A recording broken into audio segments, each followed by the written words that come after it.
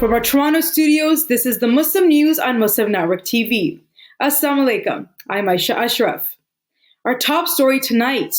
The International Court of Justice has mandated that Israel must immediately cease its military operations in Gaza's Rafah region and open its border crossing. This decision follows a plea from South Africa urging the World Court to address the escalating humanitarian crisis. Reading the order adopted by a vote of 13-2, ICJ President Nawaf Salam emphasized the necessity of halting actions that could lead to the destruction of the Palestinian population in Gaza. He said Israel must allow unimpeded access for UN investigative bodies to examine the allegations of genocide. Salam also criticized Israel's previous measures, stating they did not fully address the dire consequences of the ongoing conflict.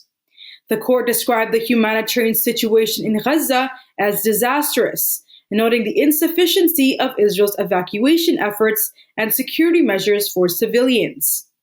South Africa had argued that the recent Israeli ground attack in Rafah, which followed months of bombardment, worsened the situation and required fresh emergency orders. The court's January ruling urged Israel to prevent genocidal acts, but did not enforce a ceasefire. In response, Israel defended its actions, claiming military necessity and denying allegations of genocide. The two judges who voted against the judgment included Julia Sabutinde from Uganda, who is also vice president of the ICJ, and the ad hoc judge from Israel, Aharon Barak. Meanwhile, Israel continues to target several homes in northern Gaza, which has led to the killings of at least 7 individuals.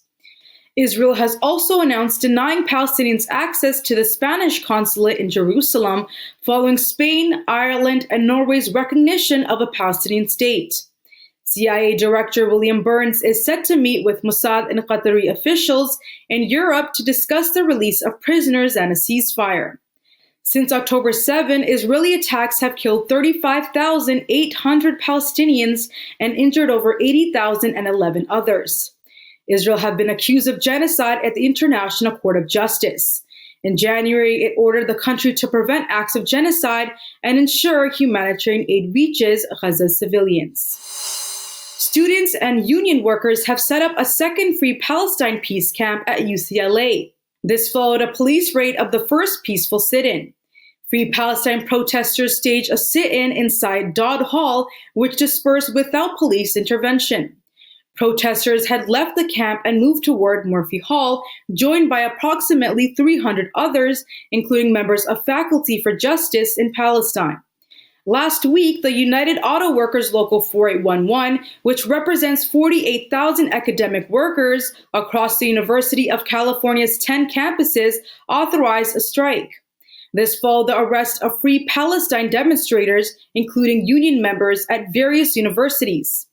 The UCLA police chief was removed following a violent incident at a Free Palestine sit-in where security failed to intervene.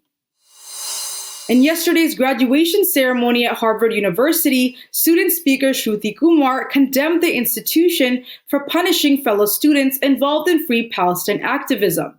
Going off script from prepared remarks, Kumar criticized Harvard's treatment of the 13 undergraduates who were barred from commencement due to their participation. Kumar accused the university of stifling free speech and civil disobedience, prompting a standing ovation from the audience. Her remarks reflect growing dissent over Harvard's decision to withhold graduation privileges amid broader concerns about academic freedom and the suppression of dissenting voices on campus. A pro-Palestinian encampment at Drexel University in Philadelphia was cleared Thursday after the school called police, according to reports.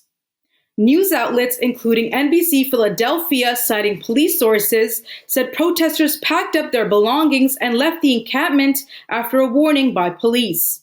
Philadelphia's public information officer Eric Grip told reporters that police entered the Corman family quad where tents were set up several days ago and told protesters that the encampment was unauthorized. Seemingly without any pushback whatsoever, over the course of about 15 to 20 minutes, the campers packed up their belongings for the most part and left by their own free will. Grip was quoted by CBS News.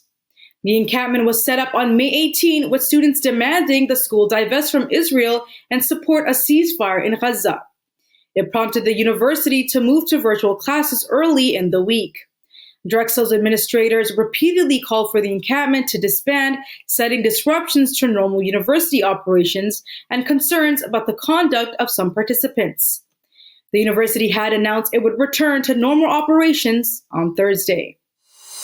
As many as 121 human rights and civil society groups have called on President Joe Biden to respect and support the independence of the International Criminal Court, or ICC. They include watchdog groups Human Rights Watch and Amnesty International. In a letter to Biden on Thursday, they highlighted the ICC's role in ensuring justice for grave international crimes. They also urged his administration to denounce recent threats by some U.S. inspectors to sanction ICC officials if arrest warrants were pursued against top Israeli officials. The groups say a selective approach to judicial decisions undermines credibility. ICC prosecutor Karim Khan has applied for arrest warrants for Israeli Prime Minister Netanyahu and Defense Minister Gallant.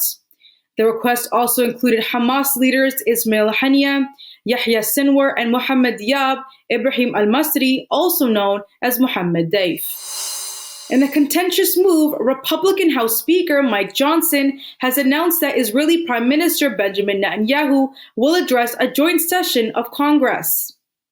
Johnson has expressed strong support for Israel, suggesting Senate Majority Leader Chuck Schumer's potential involvement. However, Schumer has not committed publicly to it. Johnson is aiming for a pre-recess session and urging Schumer to act. The White House has declined to comment on consultation regarding the invitation. Analysts say this indicates a potential strain in relations between Biden and Netanyahu. Jewish groups announced GOP anti-Semitism hearing as divisive and harmful. Details come after the break. Stay tuned and we will be right back.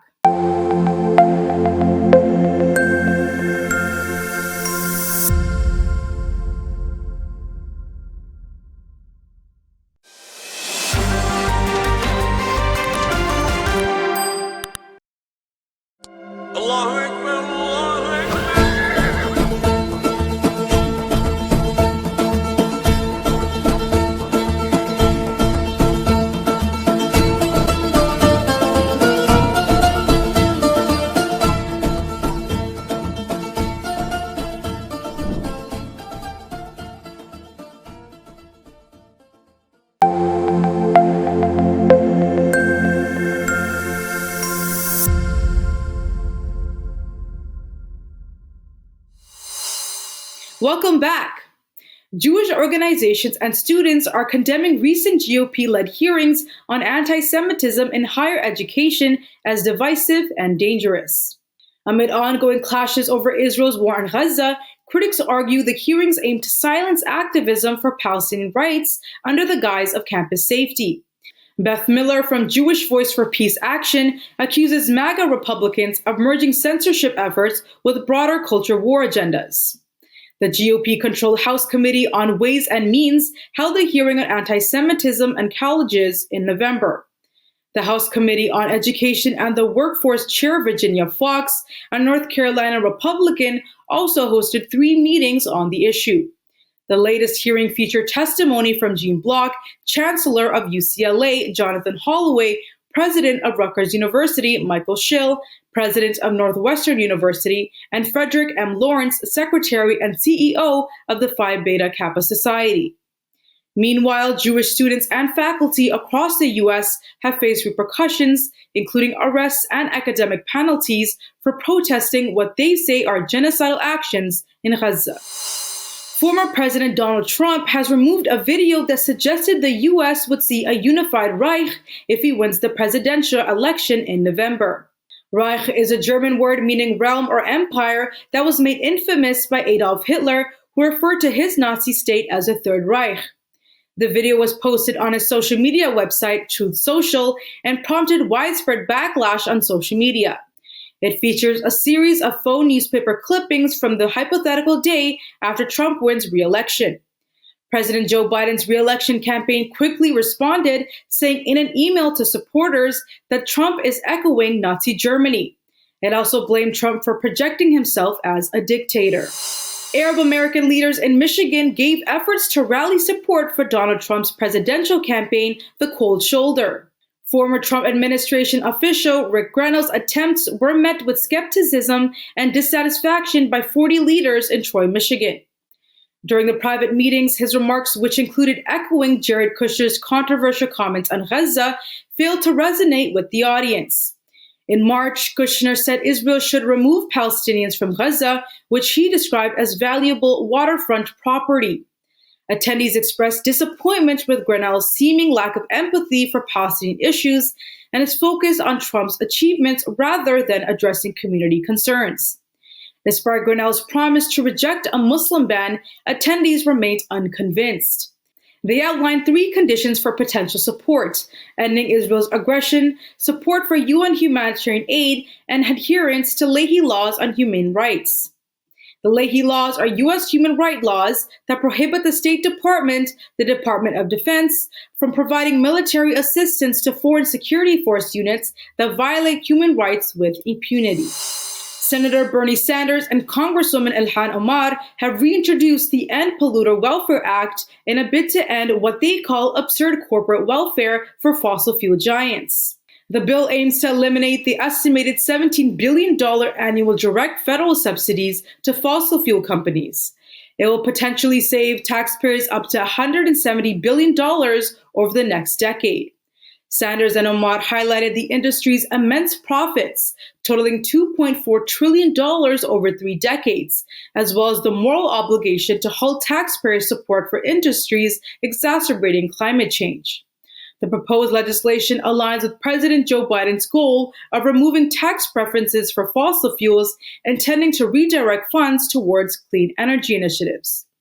The oil, gas, and coal industry spent nearly $137 million lobbying Congress in 2023 to ensure they would continue receiving U.S. taxpayer-funded subsidies. Senators Sheldon Whitehouse and Ron Wyden have launched an inquiry into former President Donald Trump's purported offer of $1 billion to big oil in exchange for policy favors. One analysis found that this $1 billion offer could give oil companies a profit of approximately $110 billion from the tax breaks alone.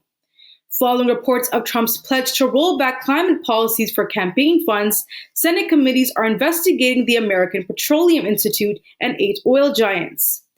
The allegations suggest that promises were made to revoke environmental regulations and expand drilling rights. The inquiry echoes recent calls to investigate fossil fuels disinformation. The senators have expressed concern over industry influence on Trump's administration. The Supreme Court's conservative majority upheld a South Carolina district map accused of racially gerrymandering. This is despite a lower court deeming it unconstitutional. In a 6-3 decision led by Justice Samuel Alito, the map, which was redrawn by the GOP, shifted 30,000 Black voters to dilute their influence. Critics argue this favors Republicans. The ruling reversed the lower court's decision, which highlighted racial bias. Alito claimed political motives, dismissing racial concerns. The NAACP Legal Defense Fund condemned the decision, warning of broader implications. Despite extensive evidence presented against the map, the court's ruling sets a high bar for proving racial gerrymandering. Legal analysts say the verdict adds to ongoing concerns about voter disenfranchisement and the protection of minority rights. That's all from our Toronto studios tonight. Thank you for tuning in. You can subscribe to our YouTube channel and hit the bell icon for the latest updates. Your support is needed more than ever to continue our mission of providing informative, educational, and inspiring content to Muslims in North America and around the world. Donate now by visiting muslimnetwork.tv/donate. For more content, keep watching Muslim Network TV on muslimnetwork.tv. Salam and good night.